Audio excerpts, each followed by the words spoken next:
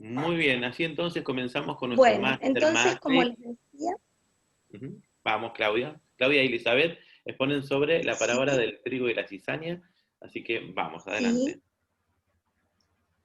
bueno, vamos a hablar de la parábola del trigo y la cizaña, va a ser nuestra exposición. Primeramente yo voy a hacer un poquito alusión a lo que es una parábola o por qué se escribía en esa época en parábolas. Sabemos que las parábolas son narraciones breves que fueron dichas por Jesús basadas en una verdad espiritual, donde Jesús, a través de los hechos y de las observaciones de la realidad misma, o de lo que él lo rodeaba en la naturaleza, tomaba todos esos elementos de la vida cotidiana para poder explicarlo él con palabras. ¿Para qué? Para que la gente lo pudiera entender, para que sea un lenguaje mucho más fácil y mucho más entendible. ¿Cuál era la finalidad que tenía Jesús en todo esto? Enseñar cómo actuar a una persona. ¿Para qué? Para poder entrar en el reino de los cielos. De esta manera, a través de la parábola, él enseñaba cómo los seres podían entrar al reino de los cielos. Y usó la enseñanza de las parábolas para poder comprender el manejo más sencillo de las cosas y así de esa manera podían los seres entender y aceptar a Dios en su corazón. Nosotros con mi compañera Elizabeth se entendió más o menos el término parábola, por qué se escribía en parábola, ¿se entiende? ¿Sí? ¿Bien? ¿Estuvo bien? Bueno, para continuar, nosotros elegimos esta parábola de la cizaña porque, bueno, nos deja una enseñanza muy bonita en lo que es la vida cotidiana nuestra, justamente haciendo alusión a lo que yo explicaba recién. Así que ahora le cedo a mi compañera Elizabeth para que les dé la lectura de la parábola y luego yo voy a continuar con algunas explicaciones. Elizabeth, Adelante. Eh, adelante. el trigo y la cizaña. Jesús les propuso otra parábola. Aquí tienen una figura del reino de los cielos. Un hombre sembró buena semilla en su campo, pero mientras la gente estaba durmiendo, vino su enemigo y sembró cizaña en medio del trigo y se fue. Cuando el trigo creció y empezó a echar espigas, apareció también la cizaña. Entonces los servidores fueron a decirle al patrón: Señor, ¿no sembraste buena semilla en tu campo? ¿De dónde pues viene esa cizaña?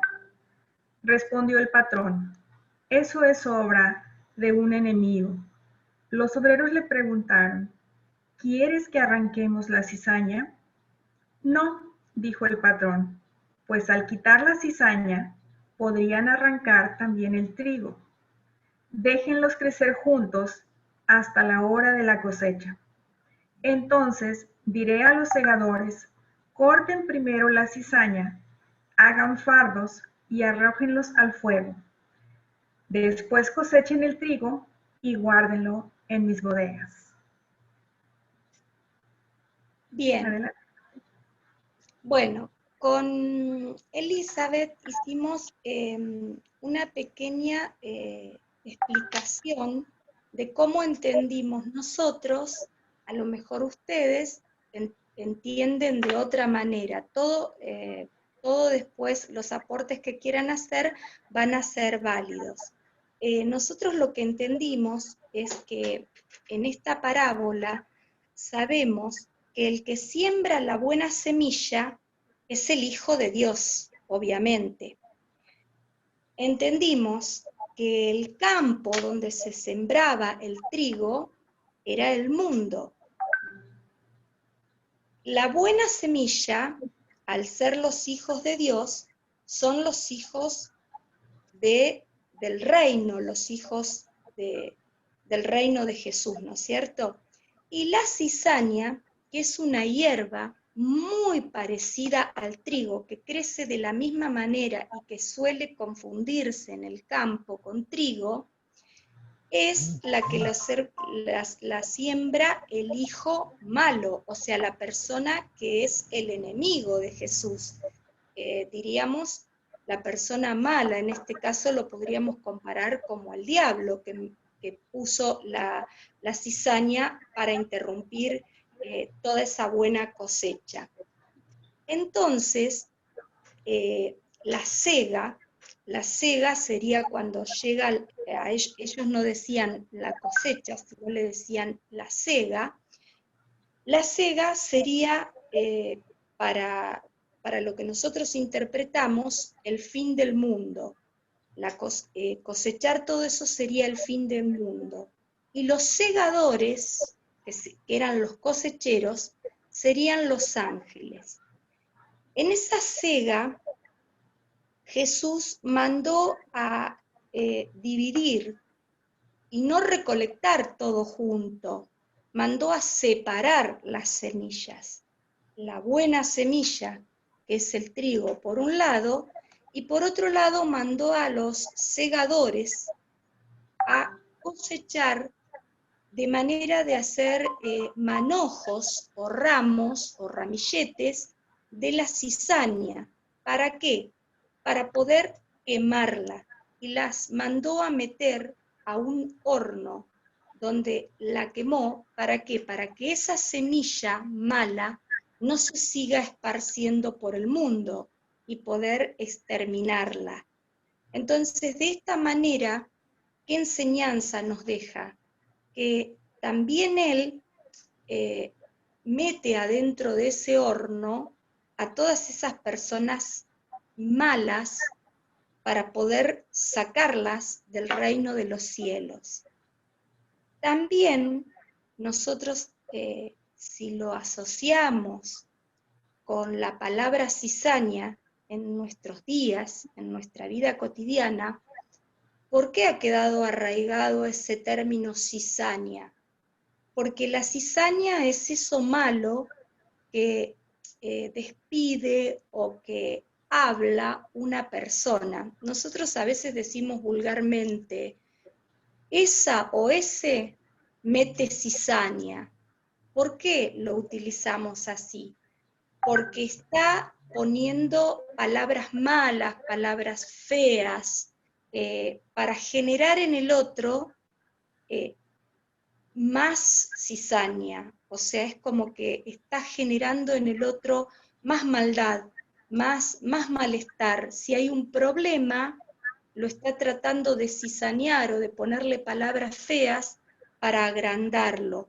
Y creemos que en el mundo actual existen personas realmente así, que son de espíritu cizañero o de espíritu que no es bueno, que no está con el reino de Jesús, con el reino de los cielos, que es el espíritu de la bondad, del amor, de la benevolencia, como siempre hablamos. Bueno, me gustaría saber cada uno de ustedes, del resto de los compañeros, a ver cómo lo interpretan ustedes a esto, a ver si lo interpretan de esta manera, a ver qué aportes podemos tener en esto.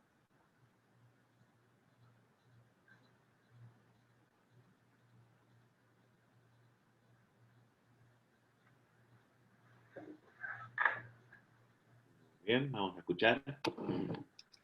Estoy repasando acá la parábola.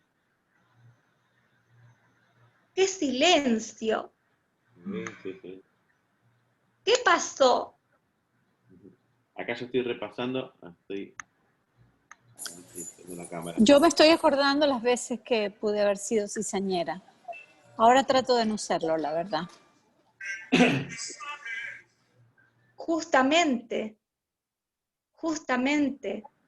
muchas veces en los conflictos familiares, a veces hemos cometido ese error de por ahí poner cizaña a algún tema familiar o algún tema social o demás. Hay una una premisa en esta parábola, es que dice que no toques. Dice, no, a ver, la Déjalos que parábola crezcan venía por juntos. este lado, ¿no? Voy a poner acá, fíjale, así los veo a todos. La parábola venía por este lado, ¿no? O sea, Dios, ¿acaso no hiciste todo de manera correcta? ¿Cómo puede ser que ahora en el mundo haya personas que no hagan el bien? ¿No? Venía por ese lado la parábola. Entonces, Claro, Jesús dice, ¿no? Como en esta parábola, de que no intenten sacar a los malos, porque en el intento de querer sacar a los malos, o sea, la cizaña, pueden también arrancar el trigo. lo Por lo bueno. tanto, dejen las cosas como están, no toquen, y en el día del juicio final, es decir, nadie de ustedes, nadie de los seres humanos que haga esto, sino que el día del juicio final, en esta forma de ver el reino, se encargarán de separar lo uno y lo otro, pero no le corresponde eso al ser humano, de separar lo bueno de lo malo, en este caso, no hacer Claro. juicio de personas, ¿no? Entonces hace mucho hincapié en eso. Dejen, voy a leer de vuelta ese texto. Dice, a ver, ¿dónde está? 13. Que se me... Dejad crecer juntamente lo uno y lo otro hasta la siega, y en el tiempo de la Claro, siega yo le digo a los segadores, recoged primero la cizaña y atarla exacto. para quemarla, para recoger el trigo. Pero, dice, vinieron entonces los siervos del padre de familia y le dijeron, Señor, ¿no sembraste buena semilla en tu campo? ¿De dónde pues tiene cizaña? Un enemigo ha hecho esto. Los siervos le dijeron, ¿quieres pues que vayamos y la arranquemos? No. O sea, el punto central de la parábola es esta. ¿Quieres que arranquemos? ¿Querés que saquemos a los malos? No. El punto está ahí, el punto central de lo que quería enseñar, ¿no? No juzguemos sacando a los que nosotros pensamos que son cizaña. Entonces nos deja parado Claro. ante una postura muy particular de no emitir juicio y de que Dios se encargue de eso, en definitiva. Exactamente. Que Dios lo juzgue. O sea, es no caer en las provocaciones, ¿no? Y mantener nuestros actos realmente puros, sin maldad, para que en el momento del juicio, pues no seamos parte de la cizaña o no nos convirtamos en esa cizaña, ¿no? El hecho de que uno tampoco sabe, ninguno es profeta, ¿no? Ninguno está ávido de todo conocimiento para decirle al otro qué tiene que hacer, cómo lo tiene que hacer. Entonces, tampoco lo puede juzgar. Cada uno está en su lugar, en su pensamiento, en su conformación. Zulma, tenemos mal audio. No sé si soy yo solo, pero se te va el audio, Zulma. Vas a tener que alargar tu micrófono. ¿Ahí? ¿Ahí me escuchas? Sí, ahí está un poco mejor. Me voy a acercar más a la cámara. También tenemos una cuestión acá que es muy religiosa, que es el tema del día del juicio final, que es interesante tratarlo. ¿Qué es eso del juicio final? ¿No? Porque es una forma muy cristiana y muy religiosa de verlo, con lo cual se ha utilizado para amenazar a la gente por el día del juicio final. Hay un gato por ahí que mete la cola, no es más, que se ha utilizado para amenazar a los fieles a que no dejen las iglesias, ¿no? El día del juicio final. Y con eso se metió miedo y temor, y con eso se ha dominado a las masas con el tema del infierno y el día del juicio final. Interesante también porque toca puntualmente la parábola el día del juicio final, ¿no? David, una pregunta. Buenas tardes a todos. ¿No tiene también que habla de la aceptación en sí, de que uno acepte esta parte de lo bueno y de lo malo, ¿no? Y con el juicio final, ¿qué tiene que ver? ¿Por qué lo decís? Claro. No, hablando de lo que es la parábola en sí, digo. Vayamos por parte, Rosalén, porque si no, no vamos a mezclar los temas. Sí, sí tiene que ver con eso, pero puntualicemos un poco acá para separar los temas, ¿no? Primero, sí, lo que estábamos diciendo es de no ser los jueces de que, digamos, esta gente son las buenas y estos son los malos, ¿no? Estos son los buenos y los malos, sino que aceptamos la naturaleza como es. Pero el tema del juicio final y del miedo que se mete a las personas con esto de que en el día del juicio final unos se van a ir al infierno y van a ser quemados en el fuego eterno con azufre, terrible eso, terrible. Se ha predicado mucho eso. Hay grandes evangelistas en Inglaterra, como Jonathan Edwards, que hicieron avivamientos grandes en esos lugares del protestantismo tan fuerte, que el punto central de su mensaje era la gracia de Dios, pero vista desde el lado de temor. Agarraban, ¿no? Jonathan Edwards agarraba en un mensaje a toda Inglaterra, agarró una araña sobre un fuego, sobre un tacho que prendió fuego, y la tenía, ¿no? La tenía de acá con una patita, y le decía, si yo la suelto, la araña cae en el fuego, dice, este insecto cae en el fuego, solo por la gracia no cae en el fuego, ¿no? Imagínense, Claro, porque eso decía, ¿no? Y Dios nos sostiene por su gracia, porque si Dios hace esto, ¿no? Y lo soltaba, caeríamos todos en el infierno de fuego. Miren el mensaje terrible, ¿no? De que somos todos pecadores y todos merecedores del fuego del infierno, y si no nos caemos en el fuego, es solo por la gracia de Dios. Miren qué retorcida. Pero ese es sí, el dogma del que vos Es hablas. manipulador, por favor. Ese es Terrible. el famoso dogma con el que las religiones sostienen a los fieles. Y no Sí, te confías en tu- dogma, para ser exacto, dogma es un montón de cosas. Dogma pero bueno, es el conjunto de la enseñanza. O sea, parte del dogma, ¿sí? parte de la enseñanza que manipula las religiones es esa misma, ¿no? Bueno, y se saca de parábolas como estas, ¿no? Pero sería interesante hacerle una reinterpretación. Primero, contextualizarlo en el tiempo, donde en ese tiempo era permitido, donde en ese tiempo el mensaje entraba dentro del contexto judío, digamos, y no sé si tenía la fuerza que puede llegar a tener ahora porque el mundo cambió, ¿no? Fue transformado. Ahora Pero no sí, convencen a ningún chico convencen de semejante cosa. Agarras uno de 20 años y te dicen, pero no, ya no sirve, no, claro, claro. ya no No, sirve claro. para nada.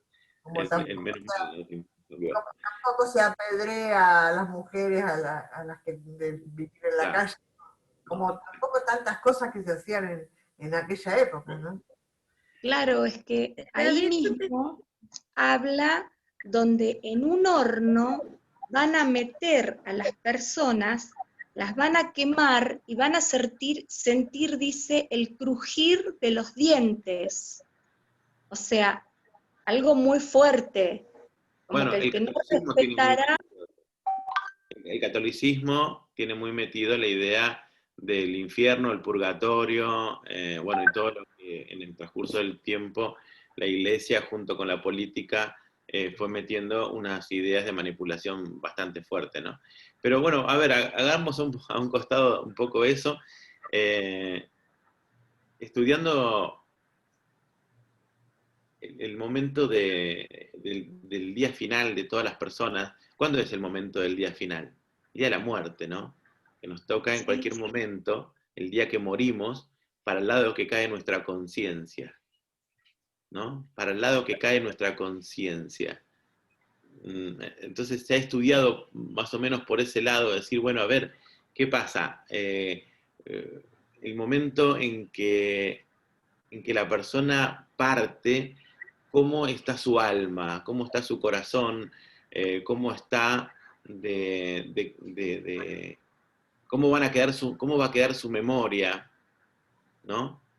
Entonces se estudió por ese lado, bueno, dice, a ver, el momento final es ese. Entonces yo he visto personas que en el momento de morir se sienten súper culpables, ¿no? Por todo lo que han vivido y mueren como en un infierno, ¿no? Sufriéndolo, ¿no? La misma creencia lo hace morir y como que el árbol cae para ese lado, ¿no? Claro. En una agonía, y los últimos momentos de su vida son agonizantes por causa de la culpa, Claro. ¿no? Y eso parecería que es el momento final para todos, de última, ¿no? Porque también acá entra el tema del arrebatamiento. ¿Escucharon hablar sobre el arrebatamiento? ¿No? El día que el Señor venga a buscarnos. Interesante eso también, ¿eh? Apocalipsis, el día que el Señor nos viene a buscar. ¿Cuándo es ese día? Bueno, sea que haya un juicio final, o sea que haya un arrebatamiento, el fin de nuestros días es el día que, por lo menos en nuestra experiencia de vida, nos morimos, ¿no? Claro. Temas complejos, súper complejos en cuanto a teología nos metimos, ¿no? O Pero sea, no David, hay... Una pregunta, David. La idea del juicio final es, digamos, católica o evangelista o apostólica, pero judía no es, hebrea no es. No. No, no, no. No, No, o no, sea, no, David, no. en es un términos invento del catolicismo el juicio. Viene del catolicismo, sí. Viene del Viene del catolicismo. catolicismo. Del catolicismo. o El sea, Papa desde dijo que el purgatorio no existe. del ¿Me, catolicismo, me pueden aclarar? ¿Y no es la misma Biblia? ¿O yo estoy muy perdida? Más o menos. No es exactamente la misma. Tiene los mismos, la iglesia católica, la Biblia católica tiene algunos libros más que la iglesia evangélica los llama apócrifos.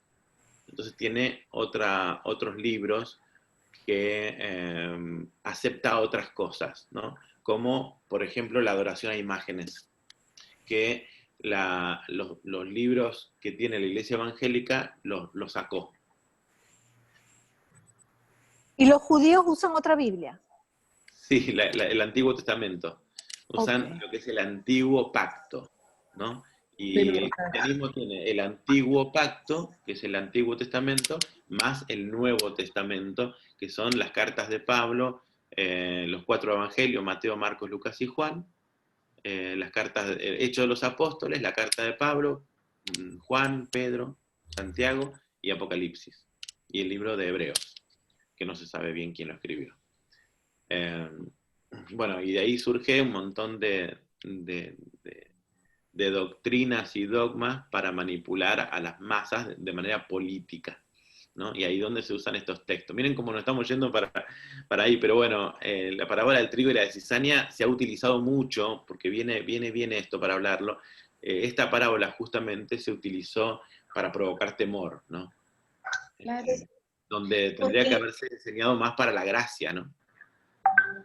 Más a la gracia y no para el miedo, ¿no? ¿Y por qué David, también pero, por ahí ejemplo, en la parábola habla de que con el fuego se iba a terminar el mundo? Eso es lo que también manifiesta ahí, que a través de ese fuego sería el fin del mundo. esa es la interpretación incluso ¿A dónde dice eso? Perdón, me perdí con la parábola. En la interpretación de la parábola, ¿La interpretación de quién, Clau? es donde, cómo se explica la parábola de la cizaña. ¿Quién la explica? de hecho, Acá en en la misma Biblia Mateo, está, David.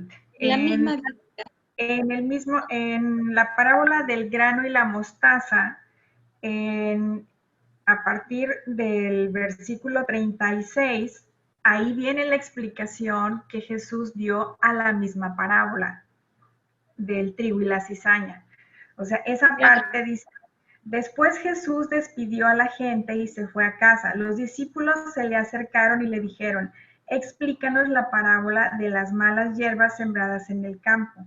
Y Jesús les dijo, el que siembra la semilla buena es el Hijo del Hombre. El campo es el mundo. La buena semilla es la gente del reino. La maleza es la gente del maligno. El enemigo que siembra es el diablo. La cosecha es el fin del mundo y los segadores son los ángeles. Vean cómo se recoge la maleza y se quema. Así sucederá el fin del mundo. El Hijo del Hombre enviará a sus ángeles.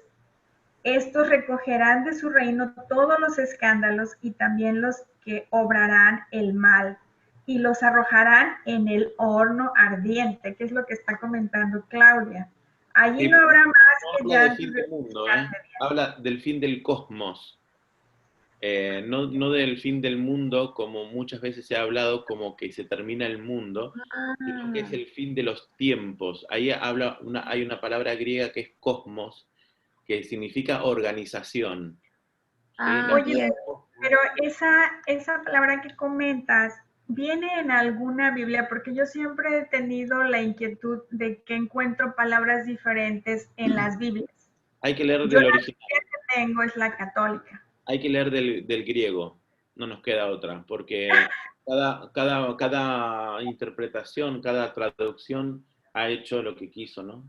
Entonces lo mejor es leer del griego. Por eso es que a veces cuento que cuando tenía 16 años me puse a estudiar griego, justamente por este problema, porque no sabía qué Biblia leer por las distintas interpretaciones. Entonces, Claro. uno encuentra y dice, aquí está la Biblia católica, la evangélica, la de los testigos. Dentro de la iglesia evangélica hay diferentes traducciones que leer. Entonces, para solucionar ese tema, lo mejor es estudiar griego, ¿no? Y si uno puede, hebreo, mejor todavía. Pero yo por lo menos no me metí en el hebreo, pero sí en el griego para poder leerlo de ahí. Y nos encontramos como palabras como esta, ¿no? Para no generar confusión. Es el fin Claro. de los tiempos como un tiempo de organización, ¿no? Y esto es interesante cuando lo plantea muy bien Jean-Pierre Garnier y habla del fin de los tiempos, pero no del fin del mundo, ¿no? Sería el fin del siglo, diríamos. Fin del Algo siglo. así. Es fin del Esto ciclo. trajo confusión con cuando termina un milenio, ¿no? Hubo grupos religiosos que al terminar milenio se pensaban que era el fin del mundo, ¿no? Claro. En los 1000 años, en los 2000, y bueno, esto no sucedió, pero sí hay una explicación cosmológica donde, bueno, esta Carmita con la que hicimos ahí, con Garnier, una explicación de los, ¿cuántos son? 26.776 días. Entonces hay un ciclo solar donde se Ciclo de la cumple, luz el ciclo de la luz y de la sombra. claro, donde se cumple un ciclo de 6 días y 6 noches, muy interesante, donde encajaría, donde lo que dice acá, ¿no? Donde todo vuelve a comenzar. Y bueno, esto sería muy lindo que algún día lo podamos. Carmita, ¿te animás un día a contarnos sobre todo esto? Lo de Garnier, la explicación esta que nos trae Garnier sobre el ciclo de los tiempos. ¿Te animás, Carmita? Y nos animemos y lo damos entre los dos. ¿Ah? Porque encaja mucho cuando la Biblia habla del fin de los tiempos y cómo todo empieza a relucir, porque el tiempo se acelera tanto y la naturaleza misma separa lo bueno de lo malo. O sea, no es que viene un ángel y agarra y dice, bueno, este es malo, este es bueno, sino que todo sale a la luz. ¿Vieron cómo cuando hay luz todo se ve? Entonces se espera que al fin de los tiempos y en la aceleración del tiempo final todo empiece a salir a la luz. Y acá entra también cuando habla sobre el falso profeta, ¿sí? El falso Mesías, donde por un tiempo va a engañar a las naciones, pero en el medio de su reinado, de su gobierno, sale a luz de que no tiene buenas intenciones con el mundo. Esto es de Apocalipsis también. Es decir, que solo, ¿sí?, el ser humano revela su carácter interno. ¿Vieron como en algún momento decimos, bueno, las personas tarde o temprano se muestran como son, ¿no? Y es más o menos como nos lo comparte un curso de milagros. Por ejemplo, un curso de milagros cuando habla del final, un curso de milagros, ¿qué nos dice? Un curso de milagros dice que el juicio final sobre el mundo no encierra condena alguna. Pues por lo contrario, manifiesta completamente, te manifiesta completamente libre de pecado y sin un propósito alguno. Si no es la manifestación de todo, porque es la corrección, o sea, te libera de todos los efectos que creías tener porque solo los tenías en tu mente. Viene siendo más o menos eso lo dice un curso de milagros. Mira, claro, saben que tengo una cuestión con la Biblia a veces.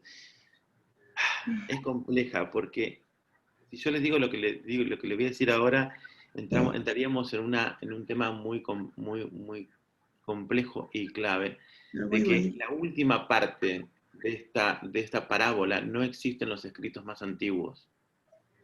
Entonces es muy bravo leer la Biblia, porque la explicación que tiene esta parábola no están en los escritos más antiguos, aparecieron mucho después. La mayor parte del Nuevo Testamento que hoy nosotros tenemos no son escritos originales. Pues eso es parte de la modificación que hicieron a la Biblia que es el Concilio de Nicea. En el Concilio de Nicea, bueno, hay dos concilios donde ahí fueron donde se aceptaron, pero la mayor modificación se hizo con Enrique IV, donde manipularon porque estaba muy unido con la política, ¿no? Entonces lo que querían era someter a los pueblos. Y ahí hicieron muchísimos cambios en los textos. La Iglesia Católica, cuando ordenó de que nadie tenga una Biblia en su casa, ¿se acuerdan? Mandaron a quemar todas las Biblias. Entonces no quedó nada, ¿no? Tenían ellos nada más. Que les quitaron los nombres sagrados, ¿no? A la Biblia. Bueno, yo algo he escuchado de eso, que le tiraron. Sacaron lo de reencarnación, sacaron un montón de textos y metieron otros, como por ejemplo, hoy tres son los que dan testimonios en el cielo, el Padre, el Hijo y el Espíritu Santo, donde sale la doctrina de la Trinidad, lo cual tampoco está en los escritos más antiguos, que ingresó después para dar un formato religioso. Parece que hoy tenemos una reunión de crítica a la Iglesia, pero bueno, pero es interesante poder purificar un libro sagrado como la Biblia, y donde tiene tantos tesoros, donde lamentablemente cuando uno quiere extraer el tesoro bíblico, nos encontramos con textos que fueron agregados, como la explicación que tiene esta parábola. Nunca Jesús explicó una parábola, porque justamente las parábolas no se explicaban. Justamente claro. El sentido de una parábola es no explicarla. Y acá tiene una clara explicación fuera de las costumbres de cualquier maestro que habla con parábolas, ¿no? Ningún maestro que habla con parábolas se la explica. Bueno, es un poco del chusmerío de la Biblia, pero bueno, así como les cuento, ¿no?, que tiene tantas cosas lindas la Biblia, cuando uno empieza a estudiar el doctorado en la Biblia, como les decía la otra vez, la mayoría se vuelven ateos, ¿no? Porque no puedo creer que un libro donde lo tengamos en tan alta estima haya sido tan manejado por los gobiernos, digamos, ¿no? Por eso tantas películas que tenemos de los misterios que hay detrás del Santo Grial y los secretos que la Iglesia, el Vaticano guarda, bueno, Juan claro. Bunyan, por ejemplo, Bunyan, bueno, el que escribió El Peregrino. La verdad, El Peregrino es un libro que recomiendo leer, no sé si lo leyeron, pero se llama El Progreso del Peregrino, de Juan Banyan. El Progreso del Peregrino, un hermoso libro de un predicador que por hablar sobre la gracia y explicar sobre la enseñanza primitiva, la misma iglesia lo encarcela, ¿no? Y él escribe mejores libros y predica desde la cárcel, ¿no? Por la reja pasaba bollitos de papel y los pasaba por un agujerito de las rocas de su propia cárcel, y de afuera fueron haciendo una compilación de sus libros. Entonces, ¿por qué? Porque no se permitía hablar de gracia, porque utilizaban el cristianismo para provocar miedo, ¿no? De ahí es que la aparición de un curso de milagros es muy criticada por muchos cristianos, porque el curso de milagros es gracia pura, es perdón, ¿no? De hecho, no está permitido. Digo, yo soy católica y así como que cruz, a esas gentes no las escuches jamás. Claro, exactamente, sí. Y ahí es donde dice un curso de milagros que no le tengas miedo al amor. ¿A qué? El amor es lo que te dice, pues, es lo que te dice, no tengas miedo del amor, pues solo Él puede sanar. Claro. Todo pesar, enjuagar todas las lágrimas y despertar tiernamente de su sueño de dolor al Hijo de Dios que se reconoce como suyo. Y eso lo dice un curso de milagros. Bueno, la idea del mensaje cristiano no era más que eso, era gracia pura, y era hacerle saber a la gente que él enseñaba de que estaba todo bien, que no pasaba nada, y que había perdón y gracia abundante para todos, ¿no? Y gracia que sobreabunda. Entonces no encaja en ningún lado un mensaje de terror, ¿no? De miedo. Entonces... discúlpame, David, no encaja, pero es lo que tienen 2000 años manejando el poder, o sea, les ha encajado muy bien, muy bien. Ha servido, ¿no? Sí, sí, le ha servido. Bueno, yo me acuerdo que había gente en la iglesia, cuando yo era pastor, que me venían y me pedían perdón por no haber podido venir el domingo a la iglesia. Yo le decía, ¿y por qué no entiendo? Le decía yo. No me encajaba en la cabeza que había gente que me venga a pedir perdón, que eran las personas que eran cristianas de hace mucho tiempo, ¿no? Que se pensaban que por no haber ido a la reunión habían pecado, ¿no? Entonces tenían el pecado y la condenación y el temor constantemente, ¿no? Era mucho más que la gracia y que el amor.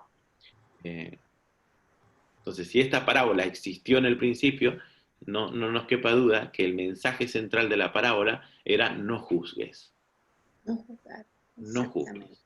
No los toques, porque no vaya a ser que por querer juzgar y querer sacar a alguien que vos creas que es malo, solo esté ahí y sea una proyección de tus propios conflictos, ¿no? Porque no hay nada externo a ti. Entonces, a veces por querer sacar a los que nos parecen que nos molestan, estamos quitando la posibilidad de aprender. Justamente. ¿Cuánto sincretismo, ¿no? En las iglesias. Me estaba recordando, mi abuelo era monaguillo, fue monaguillo un tiempo. Y después que dejó, dice, no vayan a la iglesia, dice, ustedes no saben lo que se hace detrás del atrio en la misa de gallo. O sea, tenía todo un sincretismo, una cosa que no dejaban ver a la gente, pero que en realidad ellos la practicaban, que no sé qué sería, ¿no? Obviamente. Pero él dejó de seguir yendo a la iglesia por eso mismo, por el ocultismo que tenían de las cosas que hacían. Sí. Bueno, justamente ahí que nombra Zulma la palabra ocultismo, viene desde ahí, ¿no? De una idea de ocultar ciertas enseñanzas que la Iglesia Católica le llamó ocultismo, y como oculto lo llamó satánico, ¿no? Y a ciertas enseñanzas de las leyes universales y las enseñanzas del universo mismo, de las leyes eternas, se lo llamó ocultismo y se lo tapó y se hizo cacería de brujas, ¿no? Aquellos que hoy en día sería la ciencia, ¿no? Porque mucho de lo que se lo consideraba brujería hoy es la medicina, ¿no? Pero bueno, se lo llamó ocultismo porque no salía de ellos, todo lo que no venía de mano de la iglesia misma, lo llamaban satánico y lo crucificaban, ¿no? Lo quemaban. Fue terrible lo que ha pasado, ¿no? Menos mal que ya... Para que no lo tomaran los fieles, ¿no? Claro, exactamente, porque recordemos que estaban los diezmos, estaban las ofrendas que decían que cuando la moneda caía en el fondo de la urna, el alma era liberada del infierno. Así, ya, un cartel, ¿no? Cuento chino. Entonces, el que más tenía es coima, ese es coima, ¿ves? El que más tenía salvaba su alma. Miren qué cosa de loco, ¿no? Terrible. Y ahí donde vino Lutero, ¿no? Y Calvino, y Lutero, y protestaron contra esto, y ahí nace los protestantes, con un Lutero que protesta sobre el pago de la liberación de su alma. Entonces empieza a poner sus 95 tesis en el templo de Luxemburgo, por ahí, entonces no me acuerdo cómo se llama, y bueno, y se queja y arma tremenda revolución Lutero. Aunque para nosotros fue importante Lutero, pero no hizo tanto cambio como nosotros pensamos, pero fue el iniciador de un mensaje nuevo, junto con Calvino, que hicieron un cambio, por lo menos algo, pero de ahí donde se abre lo que hoy se conoce como la Iglesia Evangélica. Claro. Un poquito de historia, ¿no? Y después la Iglesia Evangélica se divide en miles de ramas. Tenemos los pentecostales, los bautistas, los adventistas y todas las ramas que cuando uno tiene diferencia de otro, se abre y se pone otra rama, ¿no? Y yo creo que todos se abren con buenas intenciones, pero sigue habiendo divisiones.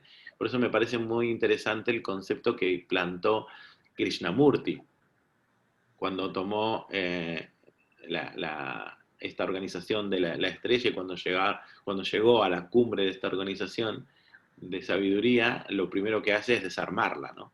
Porque dice que cuando algo se organiza, se divide. ¿Lo han escuchado Krishnamurti en el evento de las Naciones Unidas, el último evento que hizo? La verdad que se lo recomiendo. Es una hora, 4 minutos dura. Donde Krishnamurti. ¿Pero es un evento de dónde? De la ONU. Ah, ok. Invitan a la ONU, a la Organización de las Naciones Unidas, y él habla durante 1 hora, 4 minutos en contra de la organización. Es muy gracioso lo que pasa, porque empiezan a enojarse con él los de la Comisión de la Organización de las Naciones Unidas, y lo empiezan a atacar a él mismo, y él con una paz y tranquilidad, creo que es el último año de vida, porque después murió, porque está ahí que apenas... ¿Lo conocen a Krishnamurti?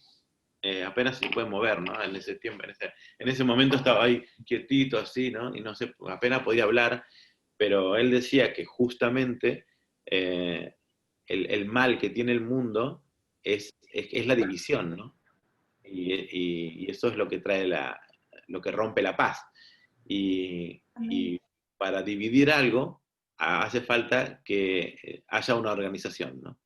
Porque si hay una organización, nos dividimos de otra organización. Entonces, estoy organizando la división, por lo tanto, el principio del mal. Y estaba hablando en la ONU. Muy, muy interesante esa conferencia, que se las recomiendo, no tiene desperdicio en absoluto. Bueno, nada que tenga que ver con Krishnamurti, ¿no? Bueno, y él plantea con muchas agallas esto de no organizar, ¿no? De no armar una institución, no ponerle un nombre.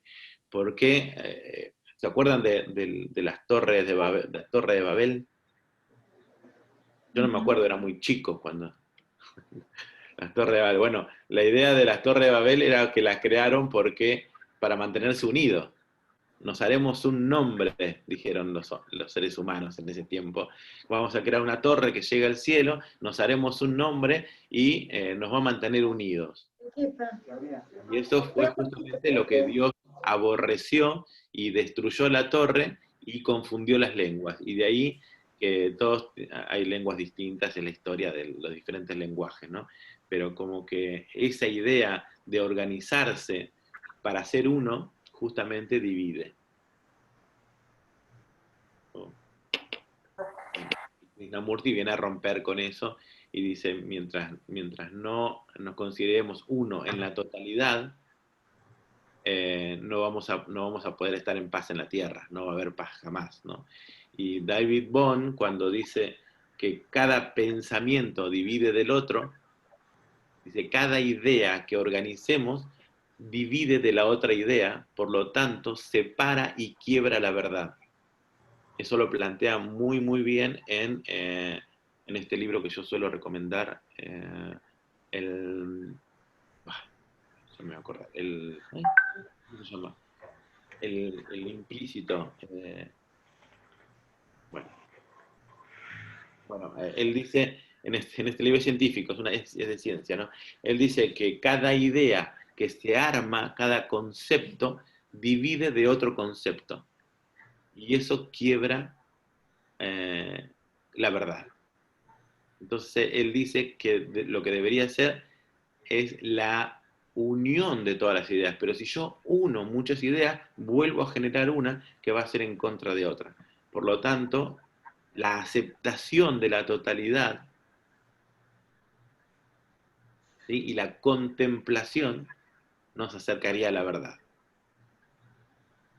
Está en el libro El orden implícito, o algo así se llama, pero un libro muy, muy bueno para... El orden implicado. El orden implicado, ahí está. Muy, muy interesante porque aunque es un libro de ciencia, nos ayuda a las relaciones humanas, ¿no? Es decir, yo quiero aferrarme a una idea, Marcela tiene una idea de algo, Zulma tiene una idea de algo, Claudia tiene otra idea, Reina tiene otra idea. Bueno, entre algunos nos juntamos y nos aferramos a una idea, pero el otro se juntan y se aferran a otra idea, y nos organizamos para defender una idea, y así el mundo se separa y se divide y se quiebra. Claro. Entonces, Krishnamurti era del concepto de la no aferrarse a una idea ni a una organización, sino a la contemplación de la totalidad. Hay un dicho que dice, divide y vencerás. Triunfarás, ¿sí? Digo, nuestro amigo, ¿cómo se llama? El del príncipe. Maquiavelo. ¿No? Una idea antigua de la guerra, ¿no? Bueno, ¿qué nos quedamos hoy? A ver, de esto, de la parábola de hoy. Aparte de todo lo que vimos de la historia bíblica y religiosa. Yo me quedo con el no juicio, ¿no? Que no hay que juzgar, que hay que aceptar al otro porque siempre puede sumar. Uh-huh. Yo también. Sí, al final, digo, las acciones finales son de Dios, no son nuestras, ¿no? Dios pone todo en el equilibrio perfecto. Uh-huh. Sí, y yo molestaría acá diciendo, ¿y quién es Dios?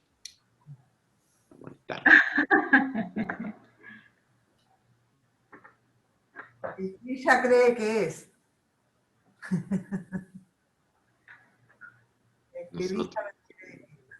Pero cada uno... Yo diría, bueno, que Dios es el amor, porque, digamos, unidos en amor, no habría esa separación y de ese miedo que nos inculcaron tanto tiempo y que recién ahora es como que estamos despertando, y hoy puedo ver que Dios es misericordioso, que no somos todos ni voy de buenos vuelta, Linda, te ni voy a malos. interrumpir de vuelta. Te voy a interrumpir de vuelta. ¿Quién Sí. es misericordioso? ¿Misericordioso? ¿Quién? Perdón que yo voy a molestar, para algo Sí, estoy está acá. molestando. Una idea Como que es también. un amor mucho más grande. Pero cuando me decís Dios es amor y Dios es misericordioso, ¿quién Sí. es ese Dios? ¿Dónde está? Dios en Nosotros. nosotros mismos. Yo digo esto, Porque si Dios Dios es amor, nosotros también, Padre. porque hemos sido creados a su ¿Creado imagen. por quién? Por Dios. La cara de Marcela. ¿Qué? ¿Quién habló ahí?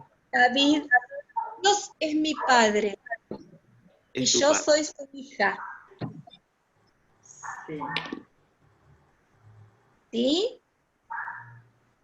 Yo digo que Dios es mi Padre y yo soy su hija. O sea que para vos Dios está fuera de vos, es un otro. No, Dios está es en nosotros. unicidad, yo estoy en unicidad con Dios. Dios en nosotros. Dios en Yo mí. estoy en unicidad con Dios porque es mi Padre. Ah, Eso es lo que Yo es. soy su hija. Hay un punto que se dice que fuimos creados a imagen y semejanza de Dios, ¿no? Por lo tanto, como hijos de Dios, somos como Dios y tenemos esa imagen de Él, esa semejanza, tenemos esa chispa divina, esa luz y vibración que está en nosotros y que somos amor, ¿no? Claro, y si somos amor, es como que Dios está en nosotros. Dios Así es. está. Dios O sea, acá donde me gustaría que, salud, que no digo que sea fácil de comprenderlo, pero si tengo una imagen de Dios aparte, no de mí, sino de la totalidad,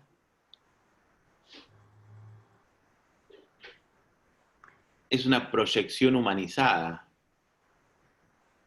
O sea, humanizamos a Dios de alguna manera para poder entenderlo como padre, por ejemplo, ¿no? O como hermano, o como creador, o como algo que yo me puedo acercar a Él, o Él puede entrar dentro mío, o yo puedo entrar dentro de Él. Conceptos que nos separan. Porque si yo me puedo acercar, quiere decir que hay una separación. ¿Me explico? Sí. Sí. Entonces, puede ser, ojo, que en algún momento se hable de un Dios creador como puede llegar a ser alguna raza extraterrestre que haya creado la raza humana. Entonces, que se los tome como una divinidad creadora de la raza humana. Eso es otra cosa. Pero si hablamos de Dios como primera esencia, como la totalidad, no sé cómo, no se puede explicar. Por eso Claro. Dios no se puede pronunciar, porque lo estoy separando, lo estoy enmarcando. O sea, todo lo que pueda llegar a decir es erróneo, estoy equivocado. No puedo decir nada. Entonces, en cuanto quiero definirlo, me equivoco. Por eso, lo que yo puedo llegar a decir de Dios es la expresión de mi carencia, ¿no? Cuando yo digo Dios es mi Padre, es lo que a mí me está faltando y le pongo a Él el nombre de lo que yo carezco, ¿no? Dios es amor, porque yo carezco amor. Entonces, Él es el amor que yo necesito. Entonces le pongo el nombre de mi carencia. Dios es mi paz, ¿no? Y todos los nombres que se le ha dado a Dios es la misma carencia del ser humano, ¿no? Que hace que lo completa al ser humano. Pero en la intención de completarlo con ese nombre, lo que hace también es separarlo. Y ahí el conflicto humano que nunca llega a sentirse pleno y completo, porque es la parte excedente de Dios.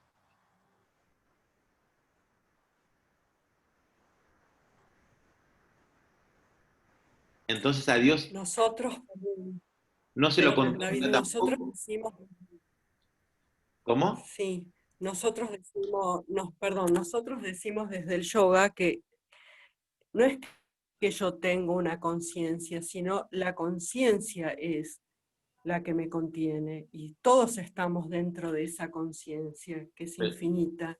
No es que yo como cuerpo tengo una conciencia y tengo un alma y tengo a Dios en mí, sino que es la conciencia la que contiene todo. ¿Se Sí, pero si entiende? hay algo que contiene, sigue siendo poéticamente, sigue siendo una poesía de la dualidad, que dentro de la poesía de la dualidad todo vale. Ahora, cuando hablamos de que Dios es el observador, no, o sea, si Dios observa, ya no es Dios, porque Dios está observando a otra cosa y ya está separado. Si a Dios se lo puede contemplar, ya no es Dios. Entonces sobrepasa nuestro entendimiento, sobrepasa la lógica, porque nosotros tenemos una mente que piensa linealmente, que piensa en imágenes y en observaciones. Nuestra existencia está en lo que se observa y en lo que se experimenta en el transcurrir del tiempo, pero Dios sobrepasa el tiempo y la experiencia misma. Por lo tanto, a Dios no se lo puede contemplar tampoco, pero sí se puede hacer una poesía de la relación con la totalidad. Como Dios es mi padre, Dios es mi hermano, Él lo abrazo, Él me acompaña, Él me lleva de su mano, ¿no? Dentro de la poesía literaria, de la relación de amor con el universo, vale, pero no pequemos en decir que es eso. No pequemos, digo. De decir que eso es así, porque estaríamos errando a la verdad y estaríamos aferrándonos como verdad una separación. Y eso es lo que termina afectándonos. A mí me gusta jugar con la idea, ¿no? Cuando hablamos de padre, hijo, vos sabés que yo por ahí a las ramas de un árbol las veo como hijo del árbol. Y son parte del árbol. Y así, no sé, la ola con el mar. Las olas podrían ser hijos del mar. Y son partes del mar. Y me gusta jugar con esa explicación que yo me doy a lo que sería la totalidad. Claro. Como para ponerme una idea, ¿no? Es tu poesía, Gaby, exactamente. Es nuestra poesía, es el arte, ¿no? Es el arte, la expresión más sublime del ser humano, que es la capacidad de crear de la nada misma una idea experimental, ¿no? Donde decís, bueno, esa rama es la hija, es el hijo de ese árbol, ¿no? Claro, pero es metáfora. Y a mí me gustaría distinguir eso, porque si no creemos las metáforas en forma literal, y ese ha sido el grave problema. Claro. Que la parábola es una metáfora, ¿no? Por ahí hoy dicho sería la palabra de parábola es metáfora. Entonces, la metáfora la tomamos literal.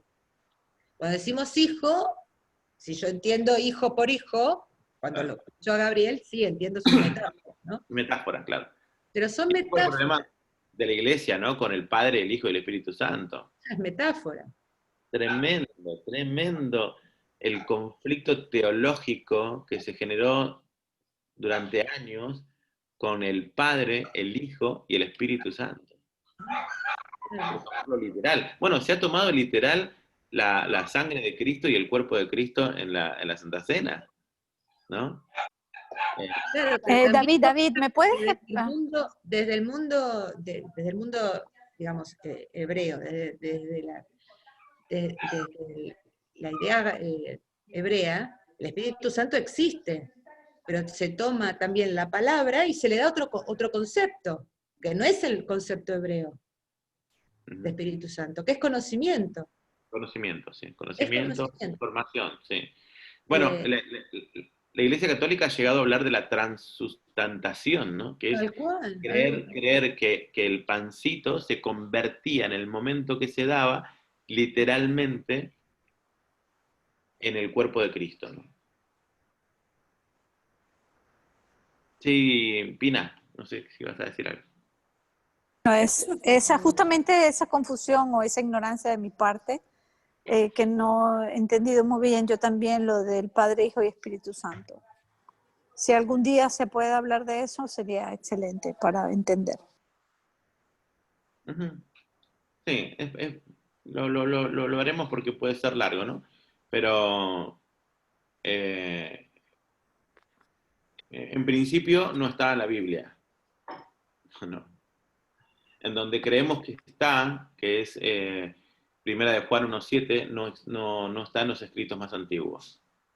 Primera de Juan 1.7, donde dice, y tres son los que dan testimonio en el cielo, el Padre, el Hijo y el Espíritu Santo, no está.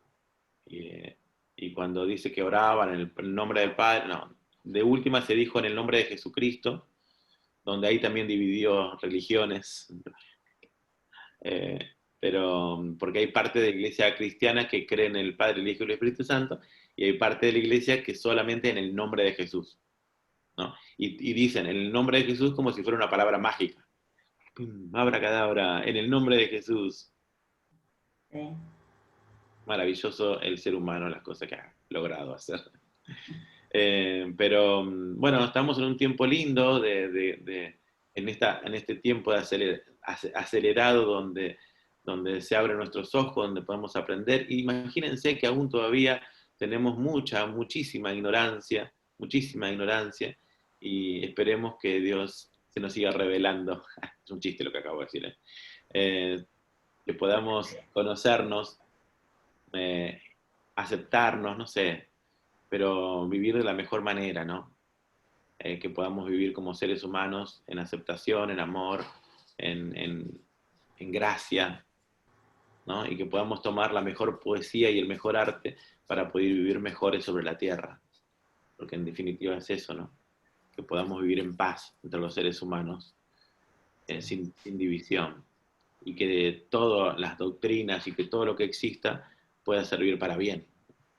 Lo que se ha descubierto que hasta hoy, como decía Krishnamurti, no sirvió. Krishnamurti decía evolución, dijo en esa conferencia, evolución, dijo Krishna, muy gracioso en la ONU, diciendo evolución. Dice, el hombre no ha evolucionado, cambió de armas nada más, dijo. Muy bueno. Muy bueno. Solo cambió de armas, pero no evolucionó. ¿Eso está en YouTube? Sí, David. Sí. Ya se las dejé ahí en el chat del grupo. Oh, Reina, lo máximo, eres lo máximo. Claro, Reina, impresionante. Yo no sabía ni cómo buscarlo, yo hace años que lo vi. Bueno, muy bien. Yo lo voy a volver a ver. Espero que sí sea el mismo que dijiste tú. Nada más puse Krishnamurti en la ONU y me salieron esos videos. ¿Cuánto dura el video? 1 hora 6 minutos. 6 minutos, le erré por 2 minutos, mirá vos. Yo decía 1 hora 4. Bueno, ese es entonces, sí. Ese es. Bueno, gente linda. Bueno, no confundir trigo por cizaña. Listo. No juzgar, así no tomar a uno por otro y viceversa. No me juzguen. Soy Giordano. Ah, no, esa era otra. No me peguen, mira. No me peguen. No me peguen. Y qué bueno que es vivir así, ¿no? Sin que nos juzguen. Qué bueno, ¿no? Qué en paz que nos podemos vivir sabiendo que nadie nos juzga, ¿no? Qué bien que nos sentimos en un grupo donde no nos juzgan y podemos vivir y expresarnos sin sentirnos juzgados. Sentirte libre. Tendría que terminar aclarando quién es Dios, como lo hiciste una vez. Ni la más perra idea, Zulma. El Dios es. No sé quién es. Poesía. Mirá, Es. poesía, sí. Para nosotros es una poesía, sí. Si hay líneas teológicas, me vuelco más al agnosticismo, ¿no? Mi mente finita no puede comprender lo infinito, ¿no? Entonces, yo pecaría, juego con esta palabra, pecaría, de soberbia, pretendiendo de que esta mente limitada quiera nombrar, expresar o explicar lo eterno. Claro, pero un día cuando vos explicaste justamente como hoy, que no se lo puede nombrar, no se lo puede definir, porque dejaría de ser, la respuesta que nos diste es, Dios es, nada más. Y ahí nos quedamos, por eso te lo decía, ¿no? Y el Tao no lo dijo, en su momento. Si defines al Tao, ya no es el Tao. ¿Dios es o no Yo es? soy el que soy. ¿Es el todo o es el vacío? ¿Quién sabe? Nada. Gracias. Gracias, gente. Gracias, Ana. Gracias a las chicas que participaron con su exposición.